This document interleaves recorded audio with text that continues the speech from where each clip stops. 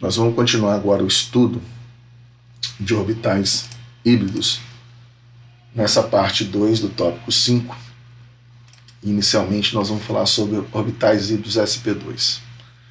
Bom, os orbitais híbridos sp2 eles são formados quando o orbital s e dois orbitais p se combinam, tá certo? E, consequentemente, um orbital p ele vai ficar não hibridizado. Bom, a gente tem que lembrar que o número de orbitais que se juntam para formar o híbrido, ele tem que ser igual ao número de híbridos que serão produzidos. Então, se eu junto um S com 2P, estou juntando 3 orbitais, então vou gerar 3 orbitais híbridos sp2. Então, nós vamos exemplificar essa hibridação sp2 com a molécula de BF3. O BF3, nós já estudamos anteriormente, ele apresenta uma geometria trigonal plana, já que o boro é uma exceção à regra do octeto. Então, na sua fórmula eletrônica de Lewis, a gente percebe que apresentam 3 domínios de elétrons, tá certo? Então, o boro é que nos interessa aqui para determinar essa hibridação e, consequentemente, o arranjo estrutural dessa molécula. O boro tem 5 elétrons e a distribuição dele seria 1s2, 2s2, 2p1. No seu estado fundamental, só existe um elétron emparelhado. Então, o boro, nessas condições, só poderia formar uma ligação química. Para ele formar 3 ligações, é necessário desemparelhar 3 elétrons. Como os subníveis 2s e 2p estão dentro do mesmo nível de energia, a diferença de energia entre eles é pequena. O 2p é um pouco mais de energia do que o 2s. Então, um pequeno ganho de energia pode elevar esse elétron do subnível 2s para esse orbital vazio do subnível 2p. Isso nós chamamos de excitação de elétrons. Então você passa a ter 3 elétrons emparelhados. Só que esses 3 elétrons emparelhados, eles têm que se juntar, o orbital do subnível 2s com 2p. Isso nós chamamos de hibridização.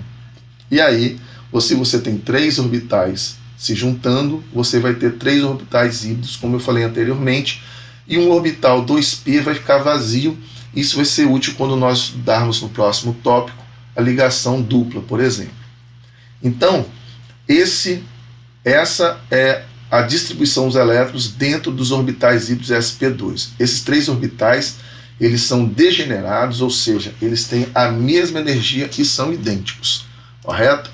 Bom, os 3 orbitais híbridos gerados do sp2, eles se encontram-se em um plano trigonal.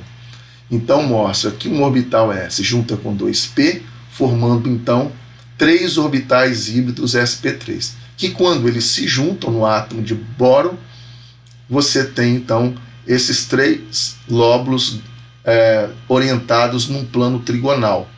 Então, isso vai gerar o arranjo da molécula. Então, todas as moléculas com arranjo trigonais planos, elas têm orbitais sp2 no átomo central. Só vamos lembrar aqui que o arranjo não é igual à geometria, tá certo?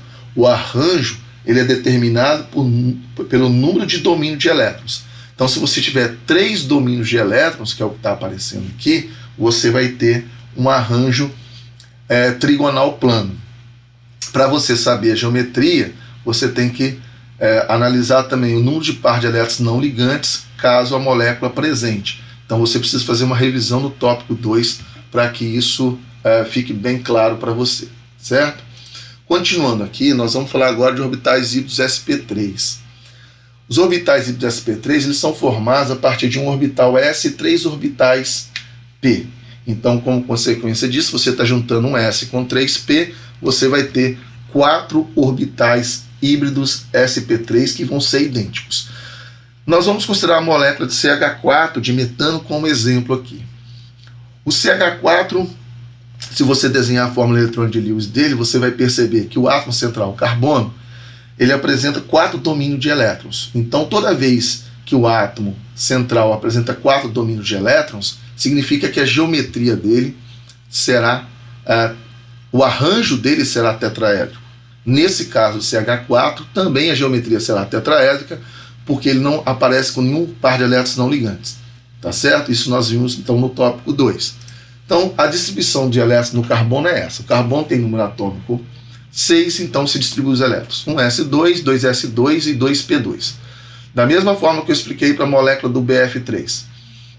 Os subníveis de energia 2s e 2p se encontram no mesmo nível. O 2p tem um pouco mais de energia do que o 2s. Nesse estado fundamental só tem 2 elétrons emparelhados, então o carbono só poderia formar 2 ligações com essa configuração, mas um pequeno ganho de energia faz com que esse elétron 2s passe para esse orbital vazio 2p. Então essa excitação do elétron, esse ganho de energia, faz com que agora você tenha 4 elétrons emparelhados.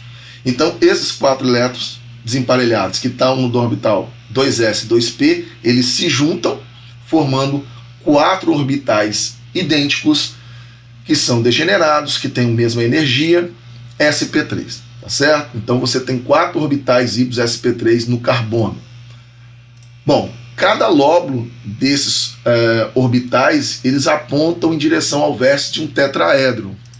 Então, se você junta um orbital s com 3 orbitais p, você vai ter então que esses 4 orbitais estão direcionados para o vértice de um tetraedro.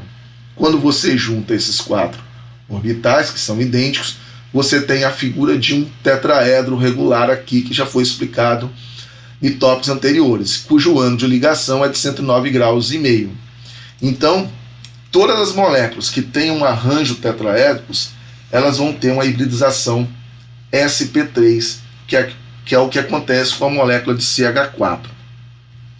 Mas, por exemplo, a molécula de água, ela também tem um arranjo tetraédrico, porque ela apresenta 4 domínios de elétrons, onde tem 2 domínios ligantes e 2 domínios de elétrons não ligantes.